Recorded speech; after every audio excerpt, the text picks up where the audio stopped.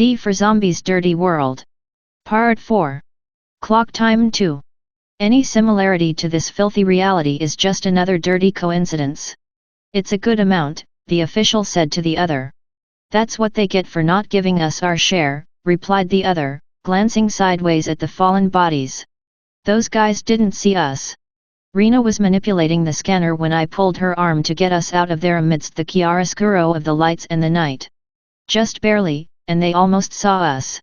What did you find? I asked Rena straightforwardly, referring to her scan of the vehicles and the things that security had moved. To make you feel bad, they contain fentanyl compounds and organic material that matches the pathogen. One of the bags only carried paper money. At least they stopped a fraction of the pathogen. It didn't put me in a bad mood. And I said, if it is not distributed through another means.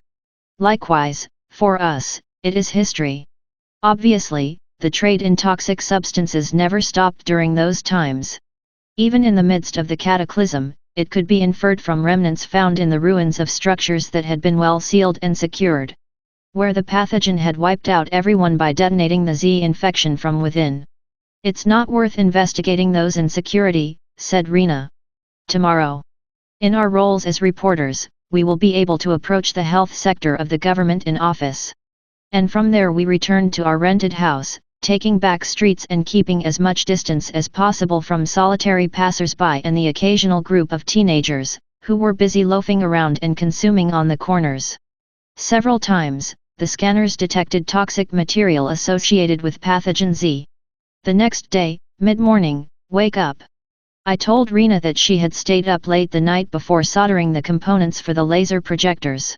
It's hot, he said as a way of greeting, while wiping the drool from the corner of his strawberry-colored mouth with the back of his hand. We had breakfast and after a quick shower, we slipped into our outer skins and put on our old clothes that we had brought from the village of El Peligro, which we normally wore in the refugee camp, but in this huge city, it drew hostile looks. We went straight to the selected store to purchase the appropriate clothing. The employee who received us displayed a false interest in us as customers and a well-concealed disdain for our appearance as illegal immigrants. How a woman had spoken about us when we visited the hospital. Rena took her time and reappeared dressed very similarly to how news anchors do, although in a more subdued tone. My clothing, in more muted tones, hardly changed, except that it was new and at a much higher price than the previous one, much, much higher.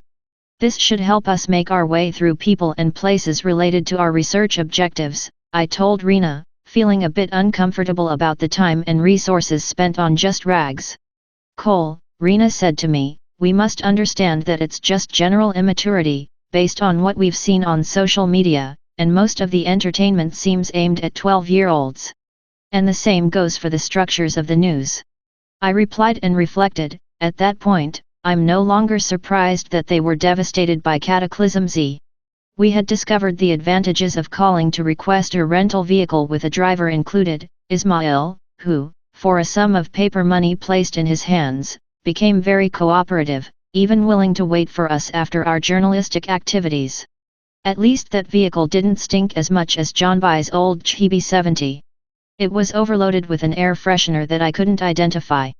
The driver, Ismail, had taken us for wealthy foreigners and charged us a transportation fee that far exceeded the usual average, according to the network analysis bot. But for us, it was just paper, which would be of no use in the face of Cataclysm Z, with just over 100 hours left. According to historical records. So, our first destination was the local government's health administration offices, whose computer system we hacked to secure an appointment that was supposedly already scheduled in advance with the presiding magistrate of the agency, in a building that looked much better maintained than the hospital we had explored.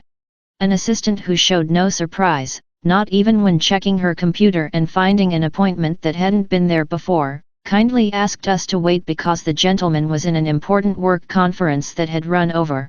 Rena and I sat in some comfortable armchairs, purely in the spirit of 10th Man. I activated the scanner of my integrated systems. The office audio came through clearly to me, and I discovered that the meeting was just a chat among friends, talking about the trivialities of life. The health administrator received us a long while later. I saw that Rhina made a brief grimace with her nose, an instant before I caught the whiff of alcohol from the manager. That in the light of mid-morning, he told us he was glad to have the unexpected visit from journalists of such an important international media outlet. Of course, I thought, Rhina and I spoke with an accent that was indistinct to the temporary natives, and each interpreted it in their own particular way. And the news outlet, Le Glove, originated on another continent. I would talk about that with Rhina later. Now I would rather forget the dialogues from that interview, which we shortened to the bare minimum without raising suspicions, convincing the administrator that we were taking away the best image of his management. That would never be published. The man knew nothing, even though we, as newcomers, had already found that the health staff had dealt with several cases of infection Z. That guy knew nothing, he was just a well-paid and very inefficient administrative officer. We must look for other options, Rhina told me with a hint of concern in her words.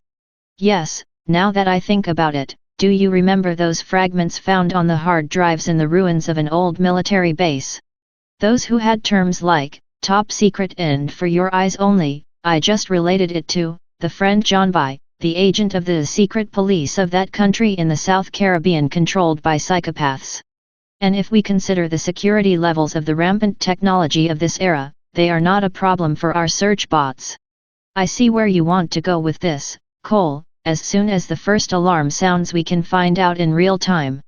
And so we did, we programmed search bots infringing, from the most secure communications to those for public entertainment. We asked Ismail to take us to an ATM before we ran out of cash, and then to our home on the outskirts, and while we were on our way, we received notifications from the search bots. There were different communications in text, audio, and video regarding the symptoms of Z.